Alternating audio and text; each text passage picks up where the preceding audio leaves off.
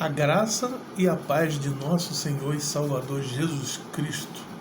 Para você que acessou o meu canal Joselito Rocha, bom dia, boa tarde ou boa noite, não sei o momento que você está entrando. Venho aqui mais uma vez trazer uma palavra, um vídeo que certamente vai ter uma segunda parte, né?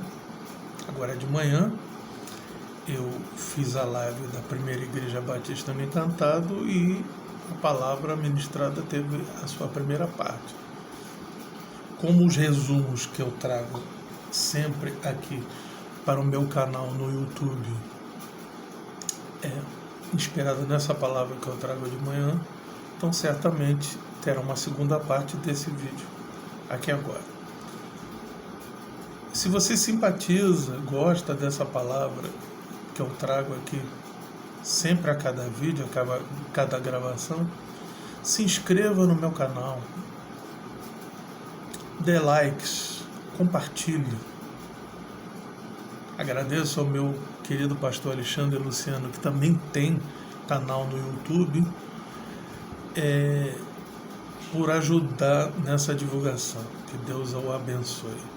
Somos pastores da Primeira Igreja Batista aqui no Encantado, na rua José Domingues, número 25, perto do Jean, perto do Mercado Rede Economia. O que eu vou falar hoje aqui? Nós vamos iniciar, que tem sido a minha preocupação.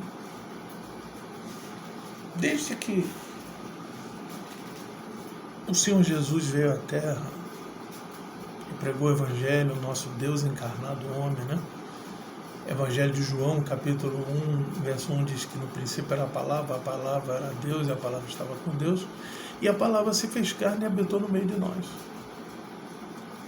Que as pessoas, para compreenderem, eu sei que a Bíblia realmente não é de muito fácil entendimento, então eu vou tentar nesses minutos que eu tenho aqui, para a gente começar a falar sobre isso. Eu pediria que os irmãos que estão com a sua Bíblia à mão abrissem na segunda epístola de Pedro, no capítulo 1, versos 20 e 21, e nós vamos ler atentamente, né, sobre isso.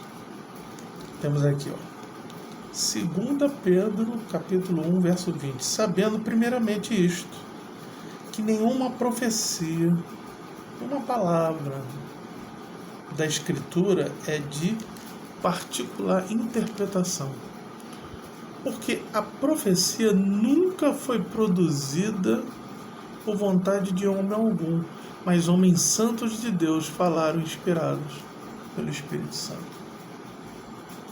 O que o apóstolo Pedro está querendo nos dizer aqui? Primeiro, a sua audiência, né? E isso foi preservado até os dias de hoje. Que nenhuma palavra da Escritura é para a gente interpretar a nossa maneira. Por mais que Martinho Lutero, um dos pais da Reforma Protestante, sempre defendia o livre exame das Escrituras e a livre interpretação, mas desde que isso seguisse uma interpretação sadia, ele até, como monge da Ordem de Santo Agostinho, ele era um exegeta. Interpretava as Escrituras. E nesse entendimento ele chegou. Ele não quis se separar da Igreja Católica, mas ele foi excomungado já. A minha preocupação é de dizer que a revelação de Deus para conosco, ela está inserida do livro do Gênesis até o livro do Apocalipse. Lá, o autor do livro, que é João, o evangelista, ele diz que não se acrescente nada e não se retire nada. Aquele que acrescentar receberá as pragas contidas naquele livro. Os que retirarem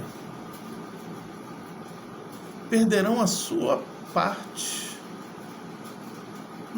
na árvore da vida. Então, para a gente não correr risco, eu sei que o apóstolo Paulo disse que se permita que haja até heresias para ver a sinceridade de algumas pessoas, tudo que foi interpretado, daí nós temos a teologia, né? Posteriormente, o Apocalipse de João é de interpretação humana.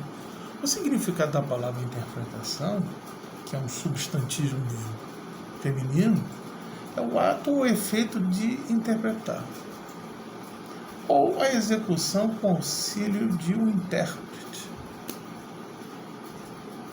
Aprendemos na nossa terra infância, na escola, a interpretação de textos, né, na matéria da língua portuguesa. O que aquele texto quer dizer? Qual é o personagem principal? Aquela coisa toda. Nós temos aí filmes, seriados e novelas baseados em livros. Quantos livros nossas professoras mandaram a gente ler nas férias? E nós tínhamos que fazer um trabalho, até uma prova sobre esse livro. Muitas das vezes se deixava, eu digo por mim mesmo, para ler o livro na última semana, no último dia. Aí tinha que ler correndo, não se entendia nada. Aquilo era uma maneira que nas férias você colocava a prioridade de brincar, aquela coisa toda. Você tivesse também um espaço para a leitura. O povo brasileiro, em si, a maioria não gosta muito de ler, não. E no meio evangélico isso não é diferente. Por isso que o Senhor Jesus diz: errai por não conhecer as Escrituras e o poder de Deus. E isso, quando o Senhor Jesus pregava, ele pregava o Antigo Testamento, como Paulo, como os outros apóstolos. Porque o Novo Testamento ainda estava em confecção pelas décadas de 40, 50, 60, 70, né? Com a destruição do templo e da cidade de Jerusalém, depois dessa destruição nos anos 90, ou 100 do primeiro século, onde o evangelista João escreve seu evangelho, suas epístolas e o livro do Apocalipse. O que é importante, nós trazemos hoje aqui, que quando nós estudamos teologia, existe uma matéria chamada hermenêutica, que é para interpretarmos os textos. E dentro dessa matéria tem uma matéria chamada exegese, que é a interpretação das Escrituras Sagradas. Eu sempre cito muito Irineu, né? A Igreja Católica o canonizou como Santo Irineu, que ele foi discípulo de João, mas seus estudos e suas interpretações é da ordem humana. Tudo que vem de Apocalipse de João, depois de Apocalipse de João para cá, os pais da igreja, seja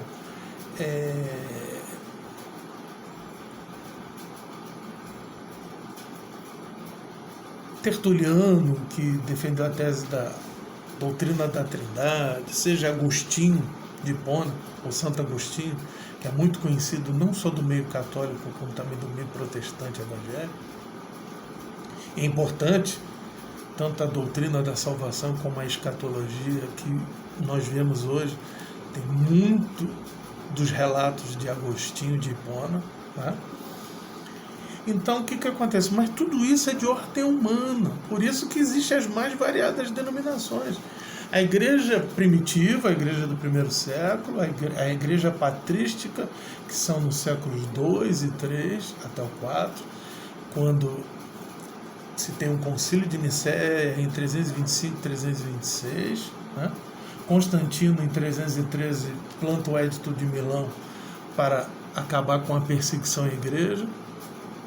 A igreja cristã se torna uma igreja político-religiosa, porque ela é inserida dentro do Império Romano. Seu sucessor, o sucessor de Constantino, Teodósio, oficializa a Igreja Católica, né?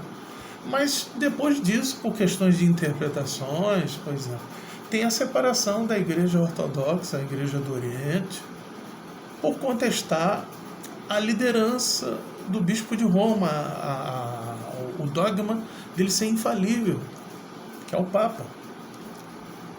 Houve outras separações, como os valdeses, como os anabatistas, que originaram os batistas do século XV e XVI, a própria reforma protestante, por questão de interpretação das escrituras, entendeu? Por questões de entendimentos diferenciados, Mas pastor, então quer dizer, essas denominações elas têm suas verdades? Sim, dentro do que eles acreditam. Agora nós temos pontos em comum, como sempre digo, a questão de reconhecer que Jesus Cristo é o único e suficiente Salvador. Eu, como pregador batista, esses anos todos, desde que comecei a estudar teologia, desde 2008 para cá, procurei observar isso. Então, para a gente concluir toda essa reflexão, voltando aqui para o texto sagrado, ele fala, primeiramente isto, que nenhuma profecia da Escritura é de particular interpretação. Existem regras que, às vezes, nós observamos versículos isolados, um capítulo inteiro, capítulo anterior, capítulo posterior, às vezes vários livros da Bíblia, tanto no Antigo como no Novo Testamento, para a gente chegar à conclusão de interpretar para um estudo, interpretar para se pregar uma mensagem. E Deus é tão maravilhoso que permitiu essa variedade de interpretações e essa variedade de denominações cristãs, para quê? Para que todas as almas sejam alcançadas, como ele diz lá em 1 Timóteo capítulo 2, que ele diz que nós temos que orar por todos os homens, por todas as autoridades, por todos que estão em eminência, para que tenhamos a vida quieta e sossegada, colocando que Jesus Cristo é o único mediador entre Deus e os homens, Jesus Cristo homem. Mas o mais importante disso tudo é que ele quer que todos esses homens cheguem ao conhecimento da verdade. E que verdade é essa? A verdade é Jesus Cristo. Como diz o Evangelho de João, no capítulo 1, por Moisés veio a lei, mas por Senhor Jesus Cristo veio a graça e a verdade. Como ele diz, eu sou o caminho, a verdade e a vida, e ninguém vem ao Pai se não for por mim. Tá certo? Então nós vamos fechar isso aqui, essa primeira parte, e brevemente vou estar gravando o vídeo, com a segunda parte, falando sobre isso. Por isso, digo, se você gosta desta palavra, você quer compartilhe, se inscreva, dê likes, ajude o seu pastor a aumentar o seu tempo no YouTube, na plataforma do YouTube, amém? Que a graça e a paz de nosso Senhor e Salvador Jesus Cristo, o amor de Deus Pai e a consolação do Espírito Santo esteja convosco e com toda a igreja do Senhor Jesus sobre a face da terra. Deus abençoe a todos.